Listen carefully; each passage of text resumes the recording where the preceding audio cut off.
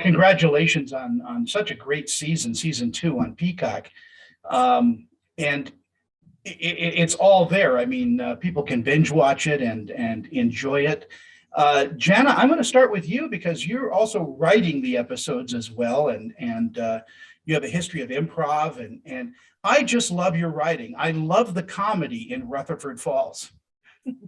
Thank you so much. I can't take full credit for it because obviously we wrote it as a room, and so much of the humor comes from, our showrunner, Sierra Teller-Ornelas, who is a writer on, amazing shows like Superstore and Happy Endings. And, she sort of comes from the Mike Schur universe as well. And so, yeah, and to work with our upper level writers, Mike Schur to be doing a Mike Schur show, like it's very comedy forward. So we're really using the skill and joke telling talent of all of the different writers. And Ed Helms is a national treasure. Say that again. He sure is.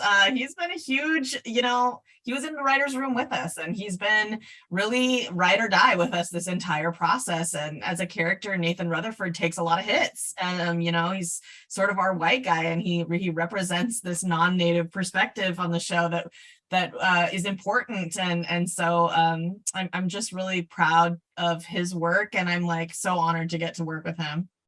Kaniehtiio is, first of all, what a beautiful, beautiful name that is. It reminds me of just, I don't know, Southern Islands and summer. So I don't know is there a meaning to the name? It means beautiful snow. Well, I'm completely wrong. The northern islands. Tell me a little bit about how Feather has changed in the second season. What's going on? Well, Feather wasn't in the first season. She just came strutting in the second season to stir some shit up, and she's a badass matriarch who will stop at nothing until she gets what she wants, and she'll always get what she wants. Do you enjoy playing the badass? Yeah, for some reason, I seem to keep getting cast as the villain. I'm okay with it. It's a lot of fun. I think, it's also, she's a villain, but she's also like, she's a real person, so I get cast as these like villains, but I think the job there is to show that these people are actually, layered, and the reason why they're seen as a villain is because they have difference of opinions, basically. Different way to get to their end goal, right? Yeah, exactly. Well, David Prowse, who played Darth Vader, the actor in the suit, told me that if you have a choice between the good guy and the bad guy, always play the bad guy. They're just they're layered, and there's always a reason why they do what they do, right? And exactly. That's when you're a performer, it's fun to figure these things out. Jana, I meant that question for you. How has Reagan changed in the first, from the first season to the second season? She has a little bit more power this season. She's sort of coming into her own and having career success, and she's also experiencing love on a new degree, and she's sort of I would say like stepping into her like matriarch sort of vibes and power, and it's really fun to see. But it's also, it's clumsy, and she faces a lot of new challenges, more money, more problems. So she's definitely like experiencing a new outside ire. I wish I could suffer from more problems. Also, being in a series, now you're going into you're finished your second season. You guys are a family at this point, aren't you? The cast? Yeah. Oh yeah. We're all great. We're big. We're a big family. It really feels like that because, we worked through COVID-19 both seasons, and beyond even just the cast, I think the crew and the writers, we have really helped each other through some challenging times. And,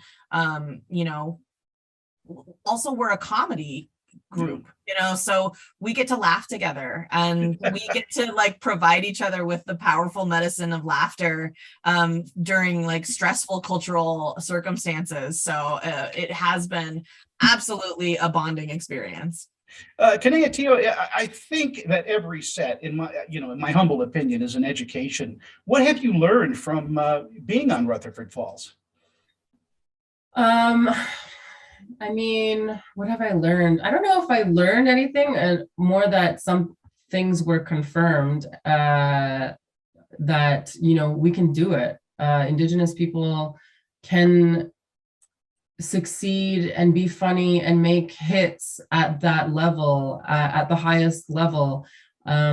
So it was really like affirming to like be there and work opposite other Indigenous people, making a fun, funny, and intelligent television series together. I was just like, yeah, this feels right.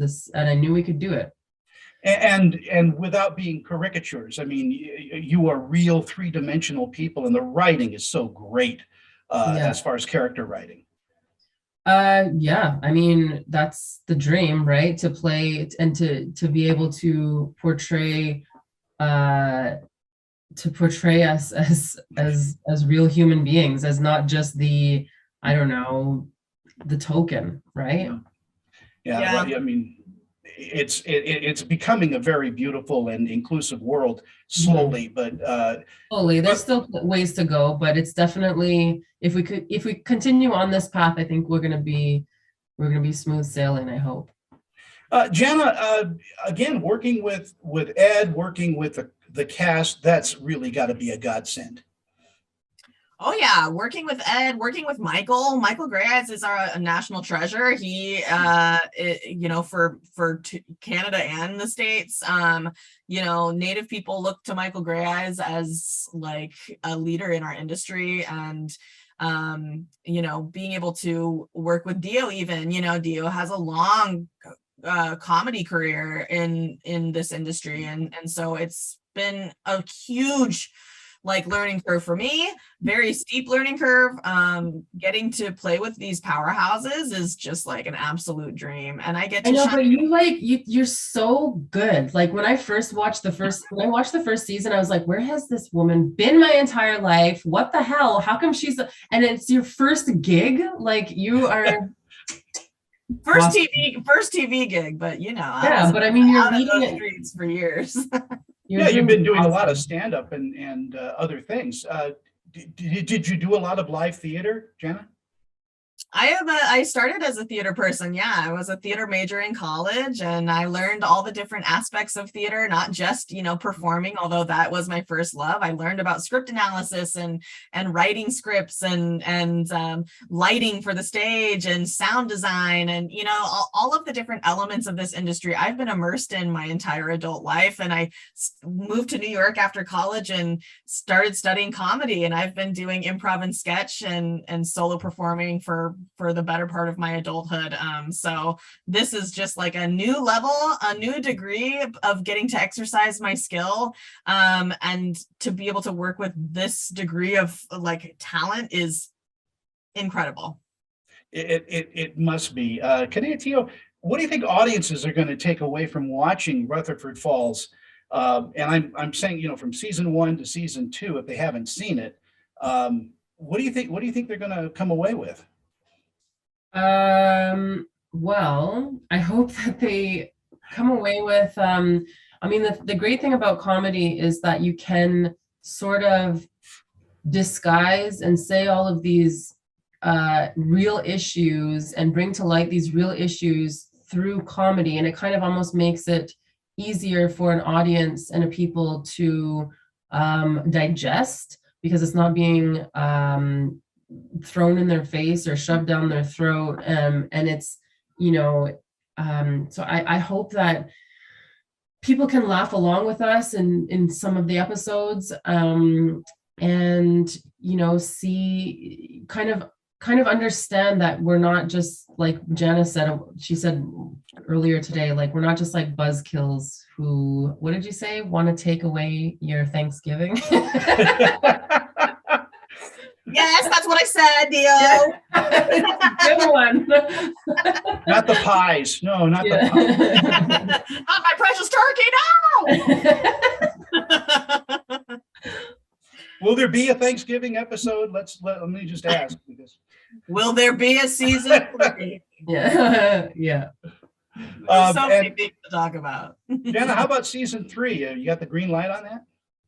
We have not gotten a green light on that yet. So here's to hoping that I'll be on the phone. I'll call. I'll make Please sure. do. Yes. Better. Yeah. Call them Tell all your friends to binge it. Yeah, Yeah. Believe me, that's why I'm here.